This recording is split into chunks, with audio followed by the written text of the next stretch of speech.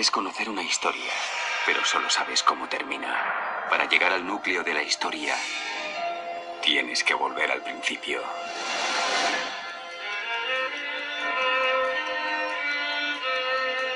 Según cierto poeta inglés, el que dice una mentira no sabe qué tarea ha asumido, porque estará obligado a inventar 20 más para sostener la certeza de esta primera. Y esto es lo que le pasa al mundo católico por las redes, que se han inventado una historia que hace aguas por todas partes. Por ejemplo, aseguran que Dámaso I mandó recopilar la Biblia a Jerónimo, versión conocida como la Vulgata Latina, y que este, al terminarla, se la entregó al máximo pontífice, y que en el concilio de Hipona o Cartago el Papa gritó: esto es palabra de Dios. Sobre este tema dice una fuente católica: la primera traducción de la Biblia en latín fue hecha por San Jerónimo y se llamó la Vulgata, año 383. En esta página citan el año 383 como el año en que Jerónimo acabó su traducción y aseguran que fue la Vulgata. Pero, ¿por qué? Otra fuente católica dice: fue encargada por el Papa Dámaso I, 2 años antes de su muerte en el 384. Por lo que ya vamos conociendo datos. Jerónimo, según estas fuentes, empezó su traducción en el 381 y la acabó en el 383, y se la entregó al máximo pontífice, que en el concilio de Cartago y Hipona gritó: esto es palabra de Dios. Y en el 384 el máximo pontífice murió. Cuántas cosas pasaron en 3 años, ¿verdad? Y esta historia es repetida vez tras vez por todos los católicos por las redes, que defienden que la Iglesia Católica recopiló la Biblia y gritó al mundo: esto es palabra de Dios. Sin embargo, cuando analizamos la historia, esta mentira se desvanece sola, pues Jerónimo empezó la traducción de la Vulgata desde aproximadamente el año 390 hasta el 405, por lo que Dámaso I llevaba ya muerto unos 6 años, y para cuando Jerónimo acabó la Vulgata llevaba muerto más de 20 años. Dámaso no pudo estar en los concilios de Cartago del 397 y Hiponas del 393, pues ya estaba muerto. Algunos quieren salvar esto diciendo que la lista ya había sido propuesta en el sínodo de la Odisea por Dámaso I, pero ¿qué lista? Si ellos dicen que Jerónimo la acabó en el 383, por lo que la mentira es evidente y Dámaso no hizo ninguna Biblia, y menos gritó: esto es palabra de Dios. Al menos que hiciera lo que hicieron con el Papa Focio, que lo desenterraron y lo llevaron a juicio, en el famoso juicio del cadáver de la secta católica. Desenterrarían a Dámaso para comparecer muerto en el concilio de Cartago para gritar: esto es la palabra de Dios, indispensablemente de que faltaban todavía 8 años para que Jerónimo terminase la Vulgata. Por lo que, ¿qué es lo que realmente ocurrió? Para saberlo podemos ver las cartas que mandó Jerónimo a Dámaso I. Tú me obligas a crear una obra nueva partiendo de una antigua, y a su vez actuar como árbitro sobre ejemplares de la Biblia, después de que hayan sido difundidos desde hace mucho tiempo por todo el mundo y donde difieran entre sí, decidir cuáles están en concordancia con el texto griego auténtico, y si encontrase, aunque solo fuera uno, que sea instruido o no, me llame a viva voz falsificador y sacrilegio porque tuve la osadía de agregar, cambiar o corregir en los antiguos libros que alguna vez haya leído, y que cuando apenas tome en su mano ese tomo descubra lo que aquí lee no sea de su gusto.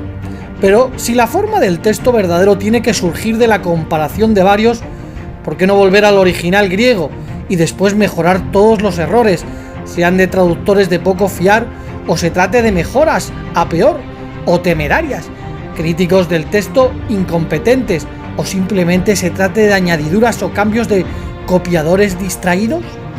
Yo ahora hablo del Nuevo Testamento, Mateo, Marcos, Lucas y Juan.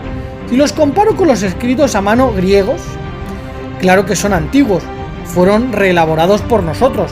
Sin embargo, para evitar grandes diferencias con el enunciado en latín, así como estamos acostumbrados en las interpretaciones, hemos contenido nuestras plumas y solo hemos mejorado donde parecía haber cambios en el sentido, mientras que todo lo demás lo dejamos como está. Pero, ¿por qué se necesitaba otra traducción en latín si ya existían varias? Jerónimo quería corregir malas traducciones, erratas y adiciones o omisiones injustificadas, afirma la Enciclopedia Bíblica Estándar Internacional.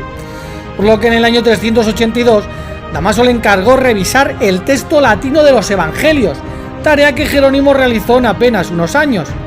Luego comenzó a revisar la traducción al latín de otros libros bíblicos. Primero emprendió una revisión de la versión latina antigua, Por eso en la carta Jerónimo le dice a Damaso un trabajo nuevo sobre algo antiguo, pues la Biblia ya estaba recopilada y aceptada de las escrituras griegas cristianas, cotejándola con el texto griego. Comenzó con los evangelios, que publicó en el año 383. Entre el 384 y el 390 aproximadamente hizo 2 revisiones de los Salmos, la versión latina antigua con la Septuaginta. A la primera revisión se la conoce como el Salterio romano y a la segunda como el Salterio galicano, debido a que fueron adoptadas primero en Roma y en la Galia. Jerónimo también tradujo los Salmos directamente del hebreo, obra que recibió el nombre de Salterio hebreo, por lo que hay la historia de que Damaso le pidió a Jerónimo recopilar la Biblia y que después este gritó «Palabra de Dios es falsa». Otra de las mentiras que gritan como verdad es que Jerónimo introdujo los libros apócrifos intentando mostrar que estos eran considerados del canon bíblico. Sin embargo, Jerónimo adoptó una postura clara en contra de esos libros y fue el primero en usar explícitamente la palabra apócrifo, en el sentido de que no eran canónicos con referencia a ellos. En consecuencia, en su prólogo de los libros de Samuel y Reyes, Jerónimo menciona los libros inspirados de las escrituras hebreas según el canon hebreo, en el que los 39 libros están agrupados en 22, y entonces dice, y así hay 22 libros. Este prólogo de las escrituras puede servir de advertencia al que se acerca a todos los libros que traducimos del hebreo al latín, para que sepamos que cualquiera que esté fuera de estos tiene que ser puesto entre los libros apócrifos. Al escribir a una dama de nombre Leta sobre la educación de su hija, Jerónimo aconsejó: guárdense de todo linaje de apócrifos, y si alguna vez los quiere leer, no para buscar la verdad de los dogmas, sino por reverencia de los símbolos, sepa que no pertenecen a los autores cuyos nombres figuran en su cabeza y que llevan revuelto mucho elemento vicioso. No se requiere menuda prudencia para buscar oro entre el fango.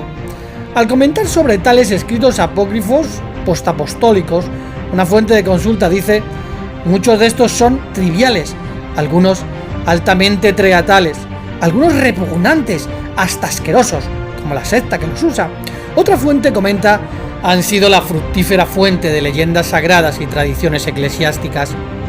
Es a estos libros a donde debemos acudir para encontrar el origen de algunos de los dogmas de la Iglesia Católica Romana. Tiempo después de la muerte de Jerónimo, la secta católica introduciría libros en la Biblia.